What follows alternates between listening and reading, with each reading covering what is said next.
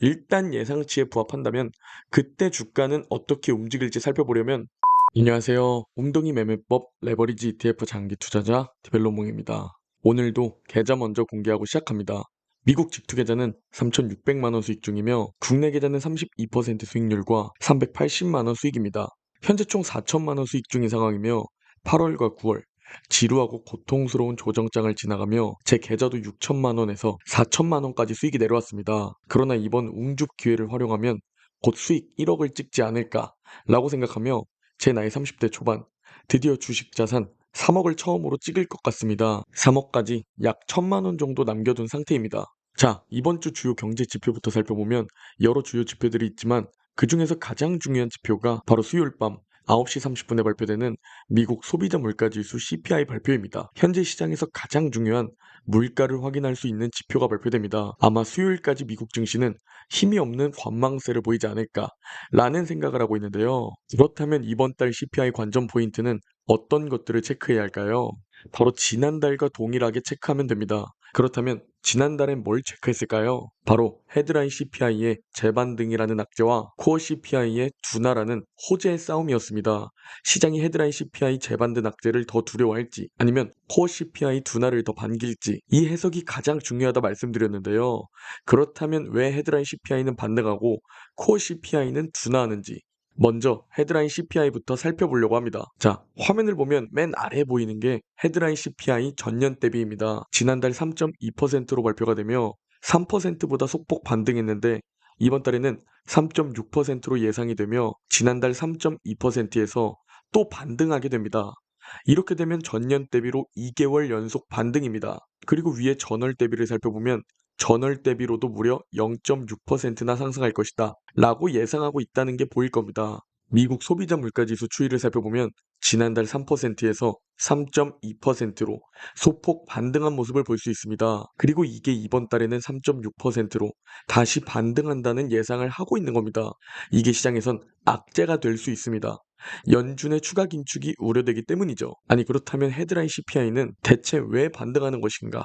이걸 우리가 살펴봐야겠죠? 자, 소비자 물가지수 추이를 보면 작년 6월 피크를 찍고 둔화를 보이며 작년 이 시기부터 본격적인 둔화를 보이게 됩니다. 이는 전년 대비로 수치를 바라보기에 기저효과가 사라진다는 것을 뜻합니다. 즉 작년에는 둔화 속도가 빨랐던 시기이기에 오히려 올해는 반등할 수 있다는 것이죠. 그래 이 기저효과는 지난달에도 들어서 알겠는데 대체 그러면 전년 대비 말고 전월 대비는 왜 0.6%나 급등하는 거야? 라고 생각하시는 분들이 계실 텐데요. 이 원인이 바로 유가의 상승 때문입니다. 최근 6월부터 유가가 치솟고 있습니다. 가장 큰 원인은 바로 사우디아라비아와 러시아의 추가 감산 결정 때문입니다. 이게 헤드라인 CPI가 재반등하는 가장 큰 두 가지 이유입니다. 이를 시장이 지금 이미 인지하고 있는데 특히나 이 유가의 상승으로 인한 헤드라인 CPI의 재반등 우려를 시장이 얼마나 생각하는지를 살펴봐야 합니다. 자, 그렇다면 헤드라인 CPI가 왜 반등하는지 여러분이 이해하셨을 거라 생각하고 그렇다면 식품과 방금 말씀드린 에너지, 유가를 제외한 코어 CPI는 어떻게 예상되고 있을까요? 세 번째 목록을 살펴보면 코어 CPI 전년 대비입니다. 이게 지난달에는 4.7%로 발표가 되었는데 그보다 훨씬 낮아지는 4.3%로 예상되고 있습니다. 전월 대비 역시 급등하지 않고 이전과 동일한 0.2%로 안정된 상승을 예상하고 있죠. 아니 헤드라인 CPI는 반등하는데 그럼 코어 CPI는 왜 둔화할까? 이 부분을 우리가 공부해야겠죠? 먼저 코어 CPI는 식품과 에너지를 제외합니다. 즉 상승하는 유가가 제외된다는 소리입니다. 그래서 전월 대비 상승률이 안정되어 있는 것이죠. 또 하나 코어 CPI에서 주거비가 차지하는 비중이 무려 약 40%에 육박합니다. 그래서 다들 이 주거비만을 바라보고 있는데요. 현재 시장은 하늘색의 렌트비가 작년 초부터 둔화했고 이제는 완벽하게 둔화를 보였기 때문에 빨간색의 주거비 CPI 역시 이 렌트비를 따라서 둔화할 것이다 라고 전망하고 있으며 이 둔화가 나타날 때를 기다리고 있습니다. 이게 둔화가 되면 물가가 잡힌다 라고 보고 있는 게 현재 시장의 뷰이며 이걸 어느 정도 반영한 상태입니다.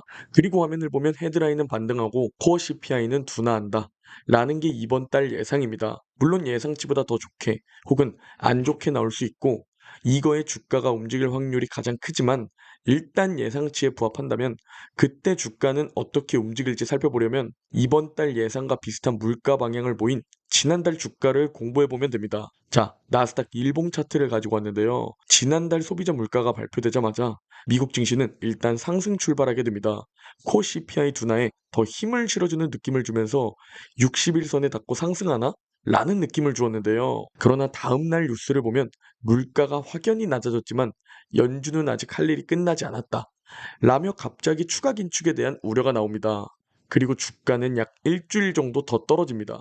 이후 떨어지는 주가가 꼭 CPI 때문이 아니라 생산자 물가의 영향도 있었지만 발표 후 반등하나 싶었던 주가는 결국 힘없이 더 떨어졌던 지난달입니다. 이때 많은 분들이 두려워했으며 다시 악플이 달리기 시작한 시기였습니다.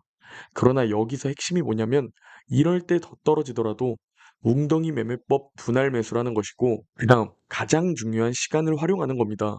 꽤나 떨어진 자리에서 분할 매수라고 그 다음 시간을 활용하면 확실한 투자 자산은 올라가게 되어 있습니다.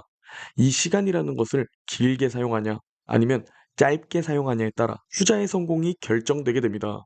이 시간이라는 기준에 따라 짧은 시간을 바라보고 투자하면 지금 이 상황이 위기로 보이는 것이고 긴 시간을 바라보고 투자하면 오를 것이 눈에 보이기 때문에 지금 이 상황이 더 싸게 더 많이 웅줍할 기회로 보이는 겁니다. 그리고 구독자님의 댓글 함께합니다.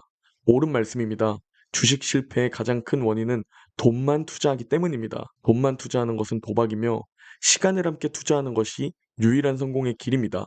그래서 주식은 하는 것이 아니라 사는 것입니다. 오늘도 잘 보고 갑니다. 라는 댓글을 주셨습니다. 짧은 시간으로 투자를 하면 확률은 거의 50대 50, 반반의 확률입니다. 그러나 우리나라 수도권 아파트와 미국 증시를 긴 시간으로 보고 투자를 하면 확률은 100%라는 사실입니다. 그러면 또 무조건이 어딨냐?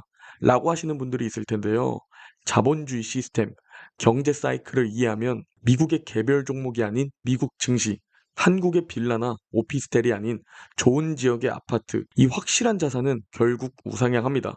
여러분이 시간만 활용한다면 말이죠. 이렇게 주식시장을 긴 시간으로 펼쳐보면 와, 저때 샀어야 했구나 라고 이해가 될 겁니다.